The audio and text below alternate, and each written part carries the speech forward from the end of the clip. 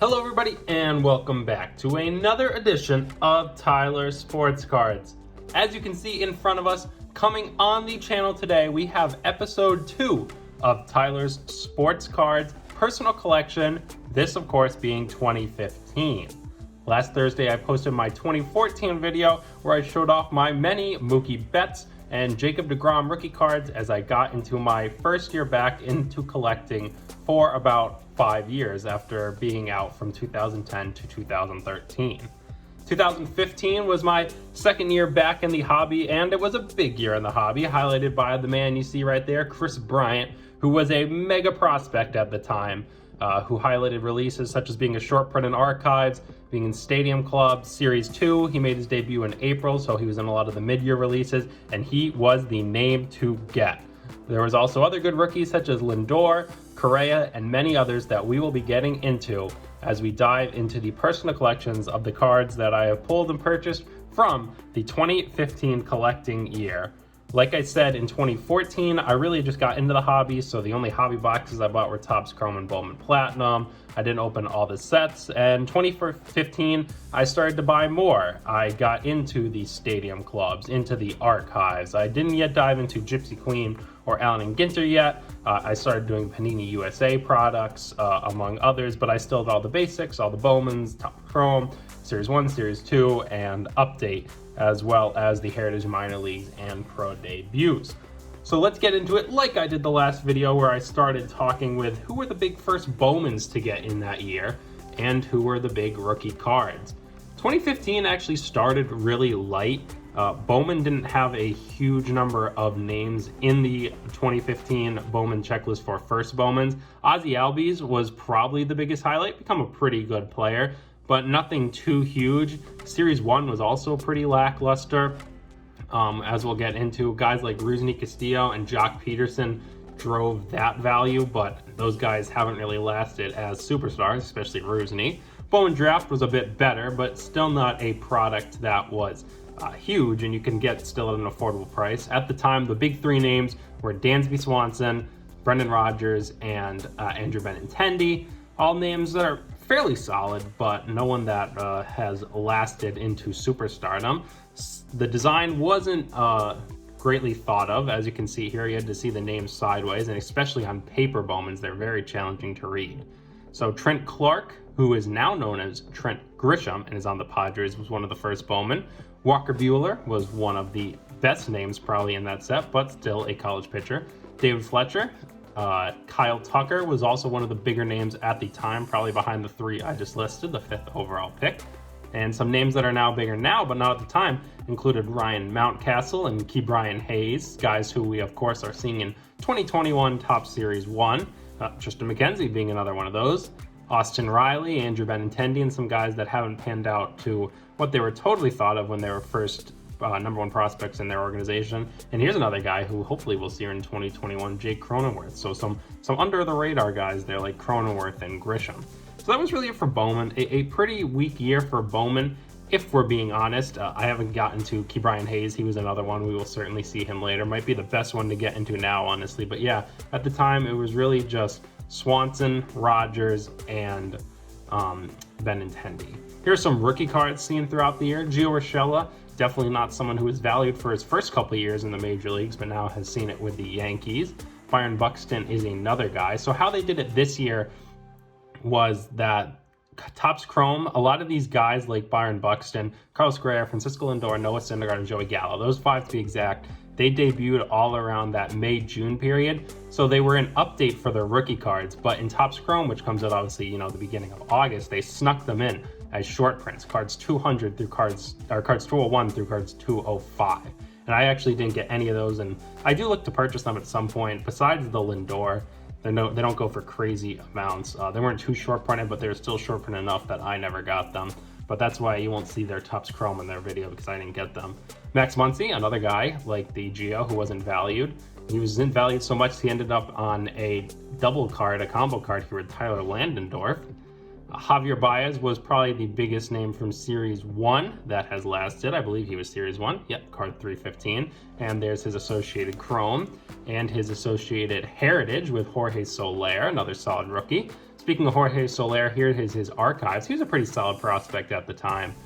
This was actually a short printed card. Him and Kris Bryant had both short printed rookie card in archives just based on when they debuted. I never got the Bryant, but here's the Solaire. And another low-key name at the end. There's no rookie card logo, but this is his first Topps card from Update is JT Realmuto. Another guy who wasn't high at the time. There's his Heritage High number as well, but has clearly stood out as possibly the best rookie card in the entire set. Him or Baez, I would definitely, no, that's not true at all, Lindor. But him or Baez would compete for the second spot along with Correa.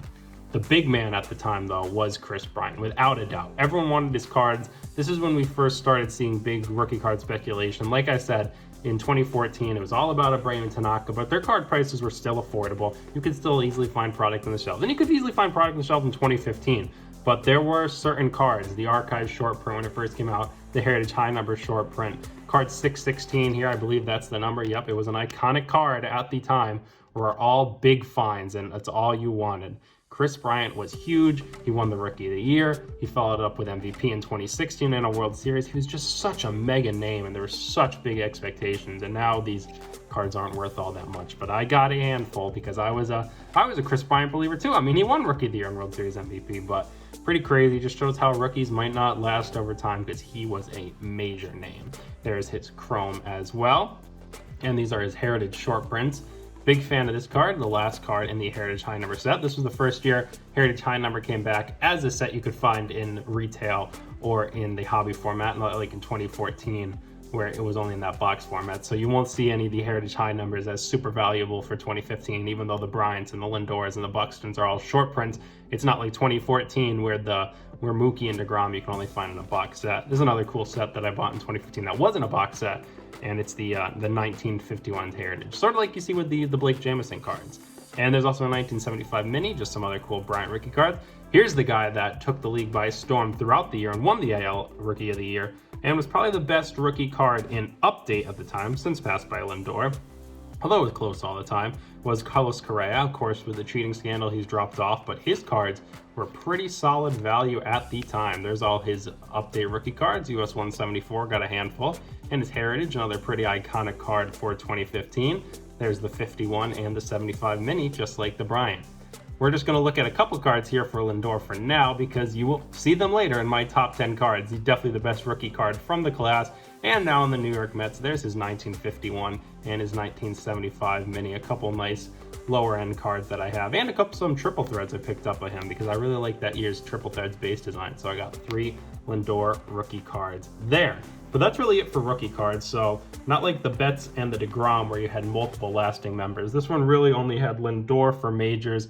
And I would say Baez and Realmuto come second tier, but at the same time, it's not like those guys are supreme superstars, although Baez showed it a little with a runner-up to the MVP in 2018, but of course dropped off last year. Let's go over some cool inserts and autographs I got. This is not an exciting set. It's just the Future Stars Medallion. They were the manufactured relics that came in Series 2 in 2015. Obviously, manufactured relics never go for anything, but I do like manufactured relics a lot, especially when they show younger players. That's why I don't like the 70th anniversary ones in Top Series 1, because it's all usually older players. But I really like these Future Stars insert. There's also vintage stock of these that I really liked. I didn't pick up any of those, but I picked up the whole set of 10 here.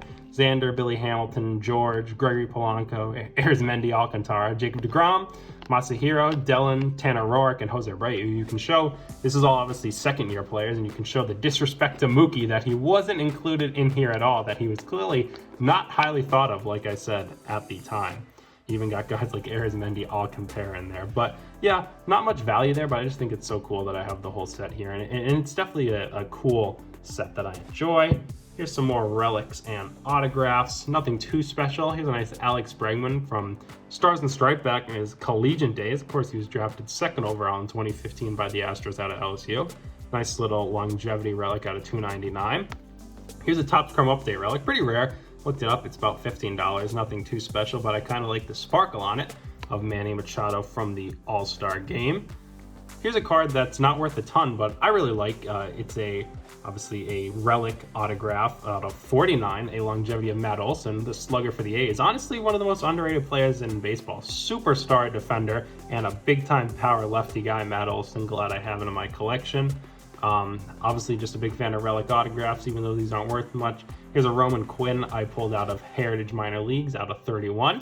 Should look to platoon with Adam Hazley for the Phillies starting center fielder. This card's also not worth much, but I remember pulling this out of a Walmart blaster box at the time, and it was one of my rarest hits because, you don't obviously find gold autographs out of Topps Chrome any day, but obviously not worth anything. Bryce Brent stayed with the Pawtucket Red Sox for 7 years, so I'm very familiar with Bryce, and it means something to me, but not worth a ton. But still cool to pull a gold Chrome autograph out of retail. And here's a cool hit from Archives. My first year collecting Archives. This also came from a blaster box. I didn't do many hobby boxes once again this year. But Harold Baines, who later became a Hall of Famer. This is a silver, obviously the 1986 design out of 199, but a pretty neat Hall of Fame autograph. Probably also a $15 card. All right, so that's do it for these. Oops, something got stuck here. That'll do it for those autograph and relics. Let's take a look at some in-person and through-the-mail autographs that I got throughout 2015, or not necessarily in 2015, we'll just split it in half, but that I got on 2015 cards. Here's a couple Matt Barnes, back from when he was a Pawtucket Red Sox. Nice card there, where it's signed by both him and Edwin Escobar. Here's a gold rookie card out of 50. Wade Boggs, Hall of Famer, got this at a New Hampshire State Granite Dinner run by the Fisher Cats, actually in November of 2019.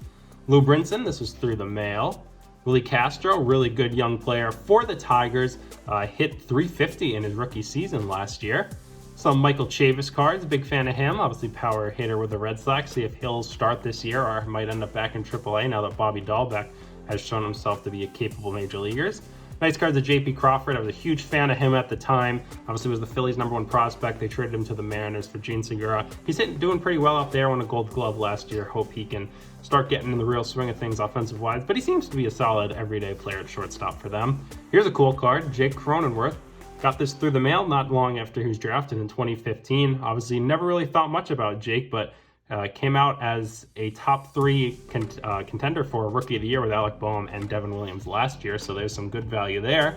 Got some more David Dawes, like I said in the last time. Got quite a handful of him because he played for my hometown team, the New Britain Rockcats, turned Hartford Yard. Speaking of Bobby Dahlbeck, here's a couple USA cards of him, of the future Red Sox slugger. Let's keep it going. Really love my through the mail and in-person autograph cards. They are never leaving my collection. Here's some more Phillies. We got a Zach Eflin. Looks to be the Phillies. It might be the 3rd starter this year, honestly. But I really like him as a 4 or 5. Cool through the mail of David Fletcher, one of the best first Bowmans. Not highly thought of at the time, but has turned himself into a possible perennial all-star with the Angels. Some more Clint Frazier's. Got those when he was Akron. Here are some nice cards. Brian Hayes, obviously possibly the top rookie we will see in Series 2. Won September Rookie of the Month for the Pirates in 2020. These I got, I think I got some through the mail and some in person. He is such a nice guy. Absolutely friendly, just willing to chit-chat with you, sign all your cards, and just talk all the time. So friendly. A lot of the Pirates prospects are. Him, Cole Tucker, Mitch Keller, Jason Martin, Will Craig. There's so many nice guys in that organization. Here's a cool through the mail Raisel Iglesias, traded over to the Angels this offseason. Some more Joe Kellys that I got when he got demoted to Pawtucket in 2016. Here's some cool through the mails. Royce Lewis, the 1st overall pick in 2017. Signed through the mail pretty frequently. I think he still might do it if you catch him, and now he is unfortunately out for the rest of the year. He did tear his ACL, I think it was back when the storms really bad in Texas, like 2-3 weeks ago. Apparently he slipped on some ice and he tore his ACL and is going to miss the whole year. Very sad there for his development. Could have made his major league debut next to Alex Kriloff at some point this year. And here's some cards of another rookie that you will find in 2021 Series 1, Nick Madrigal of the Chicago White Sox. I got those when he was in college playing for Team USA. They had a game against Team Japan played in Hartford, and I managed to get a couple prospects such as him and Seth Beer, so that was pretty neat. Super friendly guy. Speaking of Team USA cards, here's one of Brennan Mckay. I got through the mail not long after he was drafted. Ryan McMahon, nice orange out of 25 from Heritage Minor League here. Obviously, it looks to be the starter, maybe first base, third base, I don't know. He'll definitely start, though, now that Daniel Murphy retired and that Nolan Arenado is gone. Here's some more of the top first Bowmans that you can find in 2020 or 2015 Bowman draft and now in 2021 Series 1. Ryan Mountcastle hit 330 last year in Baltimore. Tom Murphy, good catcher for the Mariners now. possibly top 10 catcher in baseball. I really like him. He's some more Brandon Nemos like the last time. Little baby shark, Gerardo Parra. Came back to the Nationals this season on a minor league deal after going over to Japan for one season. Obviously a big part of the 2019 World Series champs. Got these, actually, I got this autographed at this game that is pictured on the mat. Like I said, I explained the story once here. There was only 9 people in the entire crowd that day. So good for getting autographs. Gerardo Parra was actually rehabbing. He came over and talked to me about his ankle he was rehabbing, signed a handful of cards, as you can see here. Super friendly, and there was no one there, so he was happy to oblige and just talk and sign. Some AJ Puck, one of the rookies from last year's campaign, 6th overall pick in 2016 out of the University of Florida. More Austin Riley, top first Bowman from that year. Here's some Donovan Solano, just like the last time. Another super friendly guy, got him with Scranton. Here's another first Bowman I actually didn't mention, totally forgot about it because it was in this whole pile, is Mike Soroka, another guy. Oh, so friendly. Got him down in Brave spring training a couple years in a row, probably 2016, 2017, 2018. Just a guy who's willing to talk and sign and just interact with the fans. Extremely friendly and a ace pitcher at that.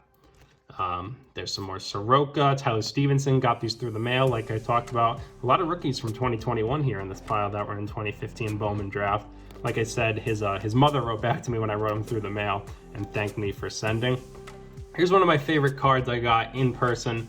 Unfortunately, he hasn't been a superstar like expected when he was a top 5 prospect, but still a really good starting shortstop for the Braves. Dansby Swanson on his first Bowman, of course, with the Diamondbacks, was traded for Shelby Miller not long that offseason. As you can see, the D's kind of faded here because I got this in the rain right after a Astros-Braves spring training game in 2016, right when he was a top prospect at the time, so I was really hyped to get it and add it to my collection, even though it got a little bit rained on. We got some Mike Tauchman, good 4th outfielder for the Yankees. Rowdy Tellez from the Blue Jays. Here's another Kyle Tucker. So a lot of those first Bowman from 2015 I have signed. Got this one through the mail. Some more guys I got at Paw Sox Meet the Fans Day. There's Christian Vasquez, who is the starting catcher for the Red Sox. And my last cards here is actually another good first Bowman I kind of forgot about. Was not a big name at the time. Obviously now he is a top outfielder for the Giants, Mike Yastrzemski. Got a handful of him. We'll go into some more later on him, but he was not a prospect at all. I mean, the Orioles obviously just kind of let go of him. He spent 5 years with AA Bowie, which is why I have so many cards signed of him. Super friendly, but yeah, I did not see him becoming the star that he is now. Let's go through some other different parallels and such that I pulled. Here's some 101s I got. Get a Ken Giles printing plate, 100 miles Kenny Giles back when he was a Philly. Also got this 101 mini gold of Jesus Guzman. Obviously not the best name, but still I pulled the 101 gold, so that was pretty neat. 101s right there above the Astros logo. Here's a really cool card. This is the Aaron Judge from 2015 Heritage Minor League. Of course, got called up in 2016 and was part of 2017 Series 1. This card actually goes for a good amount, around $50 raw, and around $140, $150 as a PSA 10 because it actually is a short print. Cards 200 through 225 are short prints. Another cool Judge here I have in a minor league card. Speaking of minor league cards, here's some Trevor Story. Obviously, I grew up in Connecticut, so I went to New Britain Rocket games, and Trevor Story, Aaron Judge, obviously all came through there with the Eastern League. A lot of good prospects come through. Another Trevor Story. Here's a refractor of Trent Clark, now Trent Grisham, as I said. This was a big card at the time. Unfortunately, not too much value now like a $15, $18 card, but a Sky Blue, you only got these about 2 per jumbo box of Dansby Swanson, his first Bowman. Nice purple out of 250 of Sevy. A gold rookie card out of still a free agent. Could sign any day now. I know I'm recording this on Monday. I'll probably post it Wednesday, Thursday. So he might sign by now because the rumors are swirling possibly with the Mets. A gold out of 50 rookie card from Archives of Maikel Franco. Some other neat parallels. We got a Robinson Cano out of 66, a black heritage. This is probably one of my rarest heritage cards I've ever pulled. Nice pink, pretty off center here left to right, but a cool pink retail of Nolan. A green chrome of Nick Castellanos.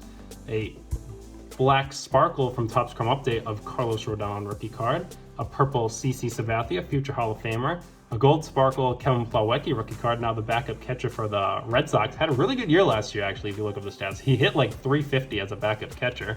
This is a gold foil of the captain, Derek Jeter, running out. Nothing too special here, but this is a pink out of 50 of Michael Lorenzen. This is his rookie card from 2015 Topps Update. Really good hitting relief pitcher for the Cincinnati Reds, and just ended out with some rainbow foil. Here's a nice Chris Bryant All-Star Game rookie card. Big card at the time, not so much now. And a Mike Trout rookie card from the All-Star Game. It's like a $75 card as a PSA 10. It's in pretty good condition. Always good to get parallels of the big man. So let's start to dive into my top 10 cards from 2015. Now that we went through all that, we're going to start it off with a couple honorable mentions for my best in person or through the mail autographs I got. Here are some really nice cards. Obviously, you know, a lot of people think that signatures in person devalue the cards. I don't have any plans to sell it, so, you know, maybe I did devalue the cards, but at the time I got these cards weren't worth a ton, so I didn't think anything out of it. Walker Buehler was a back-end top 100 prospect, and this is just a base refractor, and Mike Yastrzemski spent 5 years in Bowie, so I just thought these cards would look really cool signed.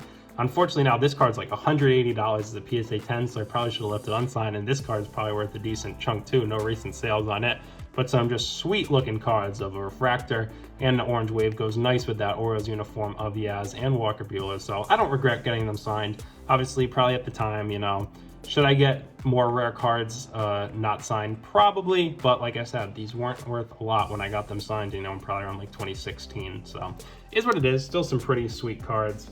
One other rookie card at the time, I debated including this on my video, but I figured I should talk about it since I just want to talk about the state of the hobby in 2015 and who are the big rookies and who are the big first Bowman. Obviously, detest everything that this man has done. Obviously was suspended for domestic abuse in 2017, let go subsequently eventually by the Cubs, spent last year in Korea, and is now a free agent, but was a big rookie card at the time. I have plenty of rookie cards of him, unfortunately, and this was one of my best pulls ever.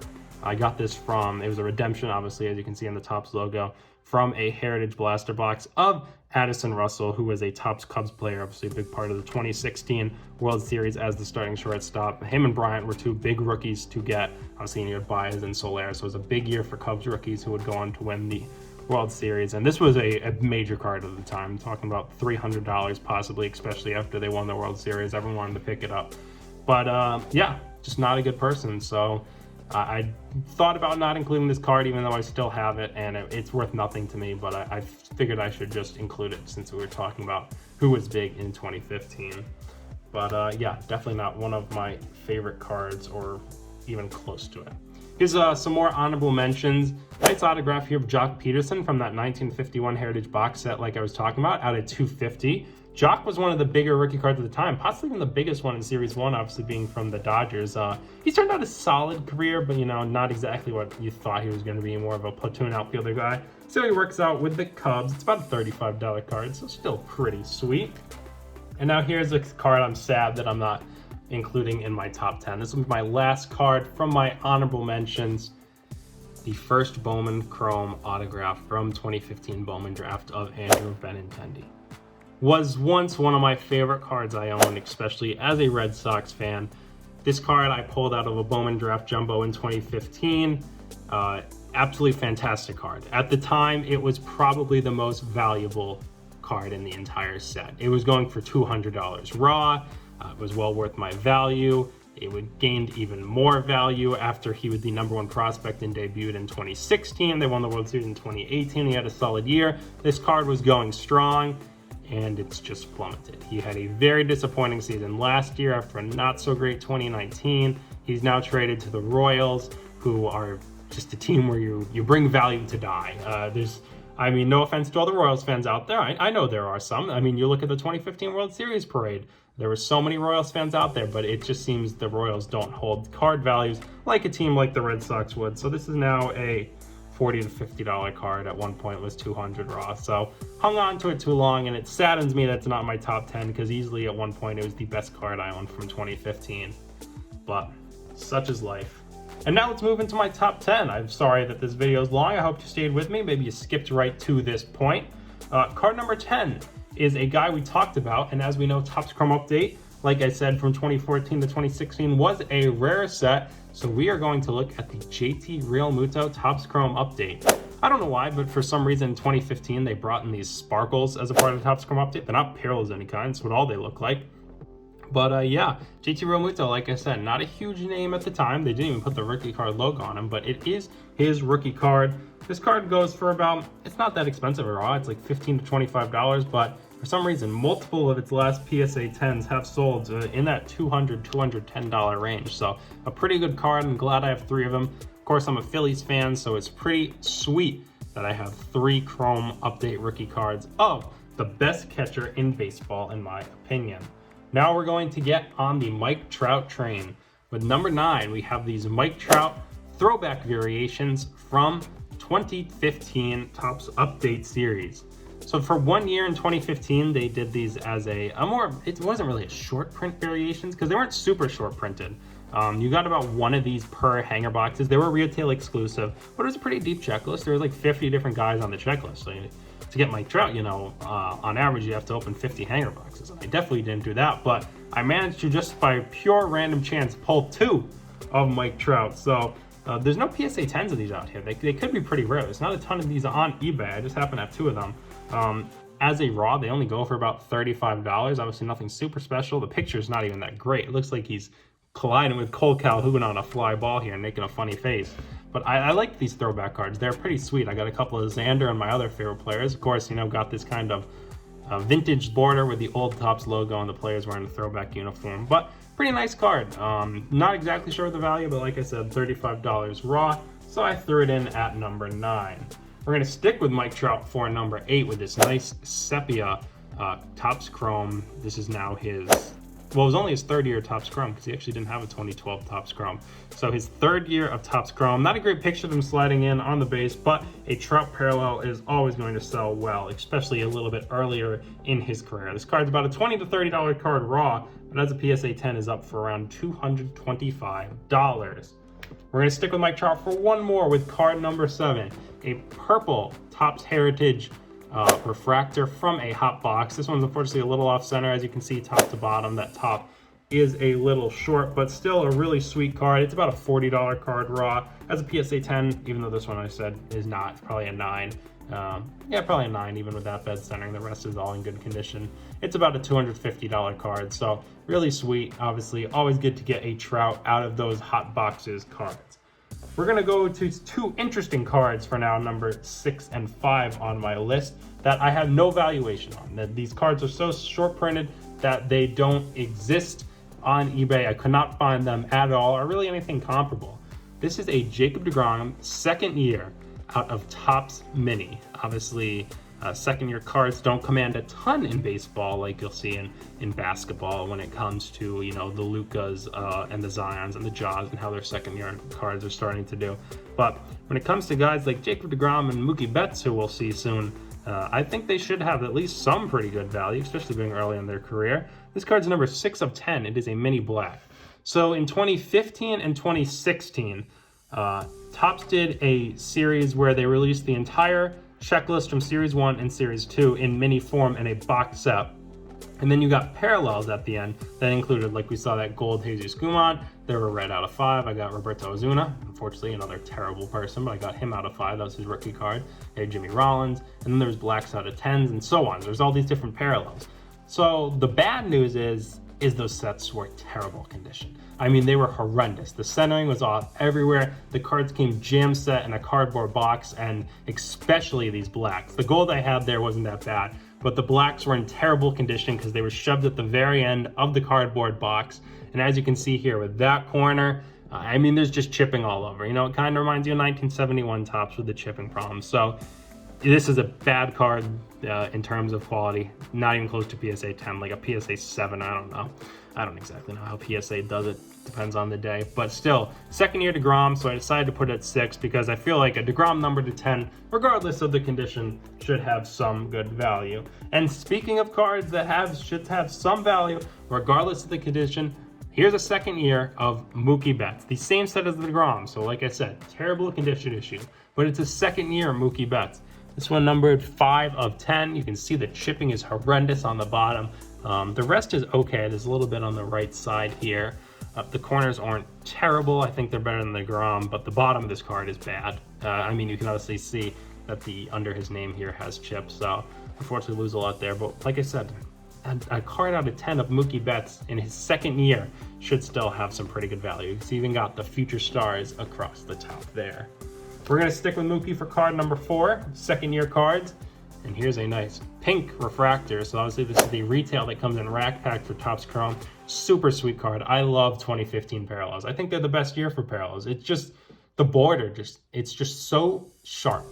I absolutely love it. It definitely pops. Even though the rainbow foils and the gold from Series 1 and Series 2, they were like foils and they just popped even more. So this card's really nice. It's actually sold a couple times raw for $75, $80. Like I said, second year Mookie cards command pretty good value, especially because his rookie card for Topps Chrome is very challenging to find. PSA populations of it are actually under 500 for PSA 10. So second year Mookie Chromes, like Trout's Chromes from 2013, commands a good value, including this very nice pink. No PSA 10 sales of this. There's one up online for like $400. Don't think it's that much, but still could be a card in the $200 to $300 range. All right, our top 3 is 2 great rookie cards. Here's a nice rookie card. Javier Baez, the 2018 runner-up for MVP and the Cubs starting shortstop, a Prism Chrome rookie card. You can see it's got that Prism effect. It's only like a $20 to $30 card draw, but upwards a couple PSA 10s recently have sold in that $300 range. Obviously a lot of Cubs fans out there, which definitely helped with its value. This one's in really good condition. Javi was a part of Series 1, high prospect at the time. He definitely had his ups and downs and ebbs and flows, but he's probably on the downside more, but you know he has that high upside based on his 2018 season. And we haven't talked about the best rookie card in the class yet, and I've been saving it for my top 2 cards. And we're going to look at number 2 with his base rookie card from Topps Update. This is card US 82, the Frankie Lindor Topps Update rookie card. This is about a $35 to even upwards of $50 cards as a raw, and PSA 10s go for that $375 to $400 range of one of the best, if not the best, shortstops in baseball, up there with the Lindors and the Stories. I only have one of these, and it's in pretty good condition. A little soft on the right corner, but I think it could still gem because it's not too bad. Beautiful looking card. Obviously now with the New York Mets, so that even helps his value more. Even being out of Cleveland, even though Cleveland, it's got a lot of fans there. Obviously they've had great success, even though they haven't had a World Series in the past decade. But he should see great value with the Mets, especially if he signs an extension. Another thing that could happen in the next 3 days. And we're going to see a variation of this card. My best card from 2015 is the Francisco Lindor rookie card gold. Beautiful card. Like I said, I love the golds and the rainbow foils from 2015. I think they pop. I think when you look at 2021 Series 1, I just pulled the Freddie Freeman the other day. They're just so dull. I mean, it's not even bronze. It looks worse than bronze, the gold coloring on the outside. But this Lindor, I think it's just a beautiful card. Of course, numbered 1065 of 2015. The one thing I do like about the golds this year is they now stamp it on the 2021. But just an absolutely sweet card, a $90 to $100 card raw. As a PSA 10, it goes for $760. An absolute beautiful card here of one of the best shortstops in baseball. And unfortunately, I say PSA 10s go for that $750 range, but this one is not a PSA 10. You can kind of see it. There's a mark right there just at the top of the card that would definitely ding the surface grade, might even ding it to an 8. There's also a kind of a little mark right there. I can't tell if that's the top load or not, but I do know for sure there is a little bit of an indent. You can kind of see it there. It's not exactly a crease, but definitely a indent, unfortunately, that would definitely ding the surface grade a decent amount to bring it down to possibly even an 8, unfortunately, because I know surface matters so much. But still really cool that I have the Lindor gold rookie card out of 2021 of his flagship card, and definitely my favorite card from 2015 by far, especially because it is the best player. So that will do it for now. Thanks for checking out my 2015 video. I know it was a long one. Maybe you skipped to the end and just saw the top 10, just saw the best cards. There they are again. We got Lindor, Baez Prism, Betts Pink, Betts Black, Degrom Black, Trout Purple Heritage, Trout Sepia, Trout's Throwback, Real Muto Chrome Update, and some nice cards of Benny, Peterson, Walker Buehler, and Mike Yastrzemski. Thank you for checking it out. Make sure to hit that like and that subscribe button if you enjoyed what you saw. I sure did. I'm going to be back at it with 2016. Maybe next week. It might be a little bit if we can find Heritage. You got delayed till the 26th now, unfortunately. But if I open any Heritage Donruss or opening day, I doubt any more Series 1. But if I do find Tins or Walgreens, I'll probably open that. So might be a little bit till my next 2016 video, but that will be coming out as well. Make sure to follow my Instagram down in the description box below, where I'll be posting some of these cards and other different cards from my PC and showing off a lot new content. Thank you, and I look forward to the next time.